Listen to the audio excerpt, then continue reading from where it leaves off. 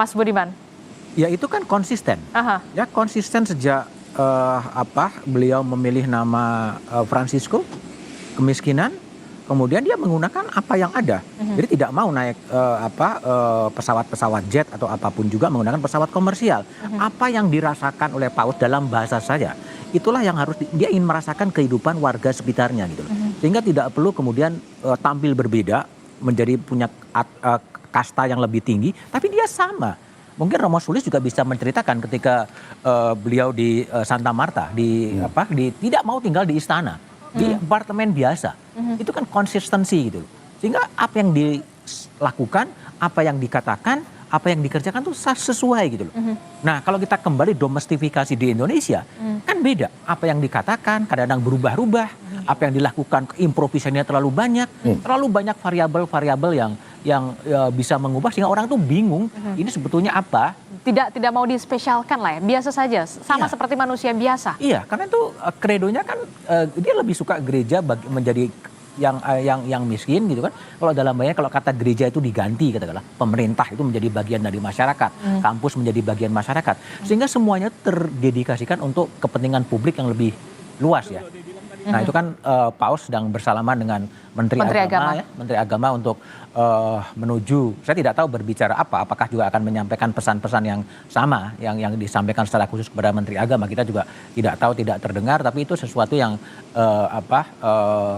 penting ya sebelum meninggalkan tanah air menuju ke Port Moresby gitu. Tapi harapannya sih pesan-pesan itu akan tetap, karena itu pesan universal ya, tetap bisa akan berlaku dan sejauh mana akan itu bisa mengubah perilaku elit politik gitu, mengubah perilaku kita semua, dan juga syukur-syukur kalau bisa mengubah perilaku kebijakan dari pemerintah agar punya afirmasi terhadap kelompok-kelompok yang termarginalkan gitu, tanpa harus kemudian menurunkan kelompok-kelompok yang lebih beruntung dari itu semua gitu.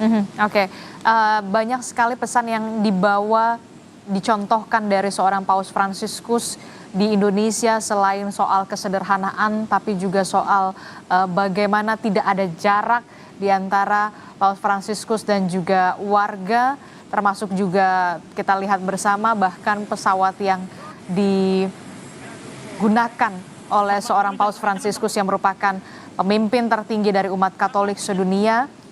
Ini menggunakan pesawat komersial Garuda Indonesia, bukan private jet.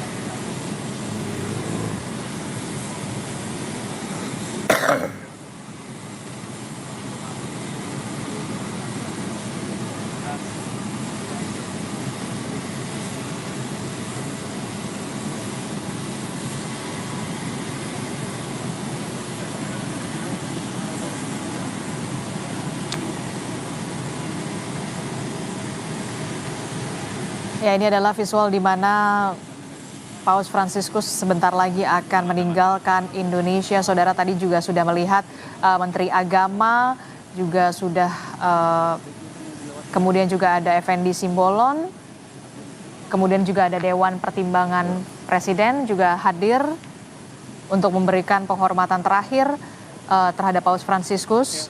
Akan meninggalkan Indonesia, saudara, untuk melanjutkan kunjungannya ke Papua Nugini.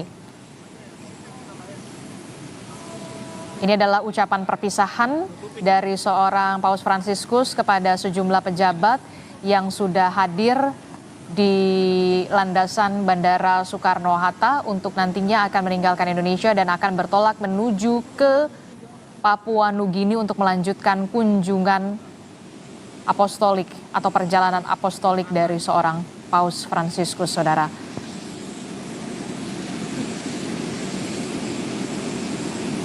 Kita tahu bersama Paus Fransiskus sudah berada di Indonesia sejak tanggal 3 September 2024 yang lalu dan akan melanjutkan kunjungannya ke Papua Nugini.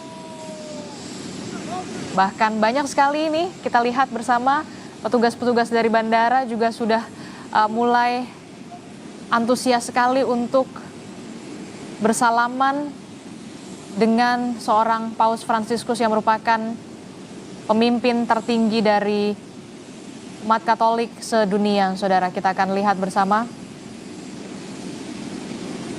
Oke, kita akan lihat.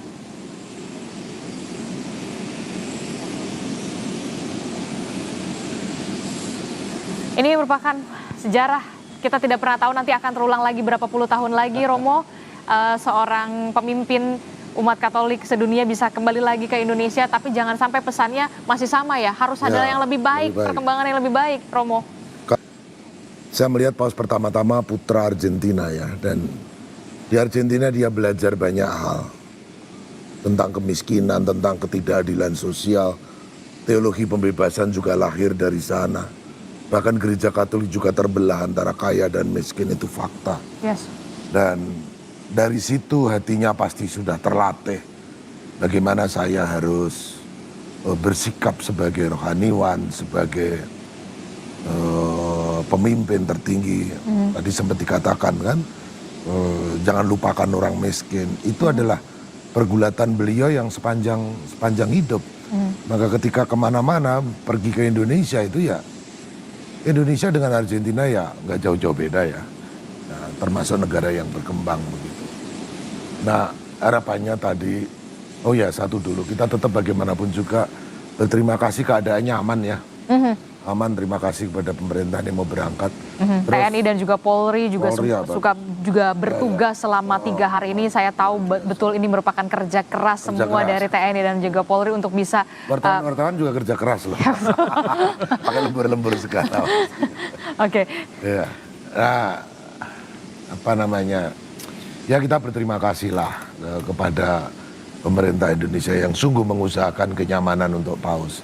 Nah, Paus sendiri sudah meninggalkan banyak pesan-pesan bersama juga tentang tentu saja dengan kesederhanaan bersama dengan Imam Besar Masjid Istiqlal, Nasaruddin Umar. Dan bahkan momennya juga terlihat luar biasa ya. Imam Besar Nasaruddin Umar mencium kening dari Paus Fransiskus, dibalas dengan cium tangan begitu ya. Itu uskup sama kardinal nggak berani loh itu. Nyium keningnya Paus. Bercanda ya ini ya. Karena kedekatan ya luar biasa. Nah, ini menjadi contoh kan, tidak ada jarak sebenarnya. Tidak ada ya, ketulusan itu. Ketulusan, genuinitas. Nah, saya ingat ya, tadi ada banyak PR ya. Kekaisaran Romawi itu ada gium, panis et circenses. Kalau rakyat nggak ingin berontak, belikanlah panis roti, et dan circenses hiburan.